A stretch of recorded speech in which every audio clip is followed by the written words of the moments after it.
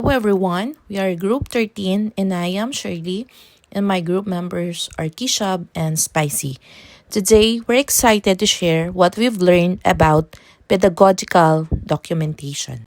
What is pedagogical documentation?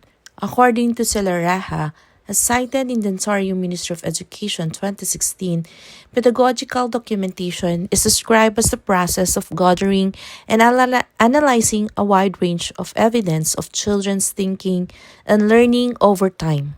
The goal is to use these insights to make the child's thinking and learning visible not only to educators but also to the child and their family. The Ontario Ministry of Education 2014 also explains that pedagogical documentation is about more than just recording events. It's a way of learning about how children think and learn, and it gives us a process to explore all of our questions about children. What makes documentation pedagogical? First is intentionality and reflection. According to WIN 2014, educators must carefully consider both what they choose to document and the reasons behind it. This deliberate and reflective approach moves beyond simply recording events. It's about capturing significant learning moments that reveal children's thoughts, feelings, and relationships. Second, looking beyond developmental milestones. Instead of simply documenting developmental skills, pedagogical documentation looks at the whole child, how they are emotionally and socially engaging with the world. This focus on deeper learning and understanding of the child's experiences and connections makes it pedagogical. Lastly, documentation as a learning tool. Pedagogical documentation isn't just about capturing what happened, it's a way of learning about the child's thinking and learning process, and it encourages educators to explore questions about children's learning. How is pedagogical documentation used by early childhood educators? WIN 2014 emphasizes that purposeful decision making is essential in documentation, as educators must thoughtfully consider both what to document and the reasons behind it. She explains that building the habit of documentation takes time, requiring educators to be attentive, reflective, and ready to capture significant learning moments rather than one time tasks. Pedagogical documentation is a continuous practice that develops through ongoing experience and commitment. And early childhood educators use pedagogical documentation as a powerful tool to observe, interpret, and respond to children's learning. In a meaningful ways, it goes beyond simply recording events. It focuses on capturing the thinking, emotions, interactions, and learning process of children in everyday moments, as stated in Ontario Ministry of Education 2014. How do we create high quality and meaningful pedagogical documentation? According to WIN 2014, creating a high quality pedagogical documentation starts with having a clear purpose. Educators need to thoughtfully consider what is most meaningful to observe and record. It explains that developing this practice requires time and patience, as it must become a natural part of an educator's daily routine. Wynne also emphasizes the need to be attentive and ready in the moment, while remaining open to documenting significant emotional and social experiences that may fall outside of typical developmental expectations. Ultimately, she describes pedagogical documentation as a reflective and interpretive process that allows educators to better understand a child's thinking and the connections they make within their world. This means that high quality documentation starts with having a clear intention. As educators, we need to think carefully about what's meaningful to capture. This practice doesn't happen instantly, it takes time, patience, and consistency to become part of our everyday routine. We also need to be prepared and fully present in the moment so we don't miss those meaningful learning experiences as they happen. It's also important to remember that documentation should include emotional and social moments too, not just developmental milestone.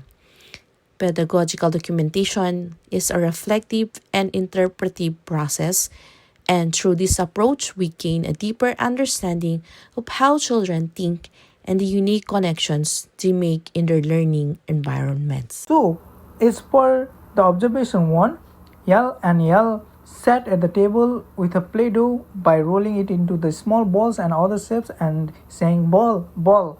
Then O joined at the last, and after some time, Yal handed a piece and said, "Here." She said thank you in a low tone and squeezing the play doh. Then I said, you are sharing the play doh. This shows the social and communication skills through their sharing and non-verbal interaction as it connects to how does learning happen through expression as children are expressing their verbal and non-verbal communication, and belonging as they are sharing their toys in a shared activity.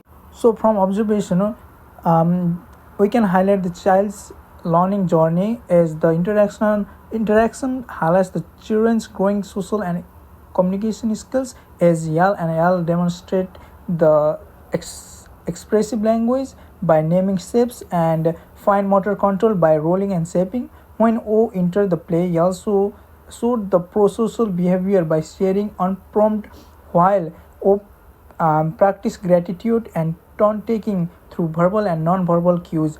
The children's joint focus on the Play-Doh reflects collaborative play and the sense of belonging in a shared activity. What I learned from the child is they are developing confidence in verbal and non-verbal communication. For example, they are labeling gestures and their tone. They exhibit emerging empathy and social awareness as they are sharing materials and acknowledging others. And they are using creative problem solving as they are transforming Play-Doh into new forms and shapes. Also, they are showing persistence and curiosity as they are repeating their actions and exploring the textures. Children is strength. First is communication as children are using their words, gestures, and tone to express their idea and feelings. Second is collaboration as they are naturally including toward the shared play and reciprocity. Third is creativity as they are innovating within materials. For example, they are making balls. Fourth is resilience as they are staying engaged even when the play-doh changes form like squishing. Next up we have is how we can extend the learning process. We can provoke storytelling. For example, we can including props like cutters and sticks to inspire narratives like what can we make together, and we can model the richer vocabulary as we can describe the texture size to expand the language, and we can also celebrate sharing. For example, we can read a book about cooperation, like should I share my ice cream, and notice aloud when children share. Also, we can like challenge fine motor skills as we can offer rollers and scissors or ask can we make a long snake. Next up is documenting their words, like we can write down their plays idea to revisit later. So, observation 2. During morning time, four of the children were playing with the blocks individually. One of the child started making a tower, and other also asked before joining the play, "Can I join too?" The other children joined by bringing their blocks together and taking turns making the tower one by one. When it was out of their reach, one suggested to stand on a block and add more. As for children's learning outcome from this activity, the children will willingness and interest to join their friend to make a tower led to inclusiveness, problem solving, and respecting their boundaries as well. They asked whether they can join their friend play. Also, they did say let's make a line and put the blocks on. They tried to make a ladder to maintain their balance when they were standing on the block. Lastly, they happily cheered and hugged each other when they completed. So, learning from child on this activity was quite enjoyable and meaningful as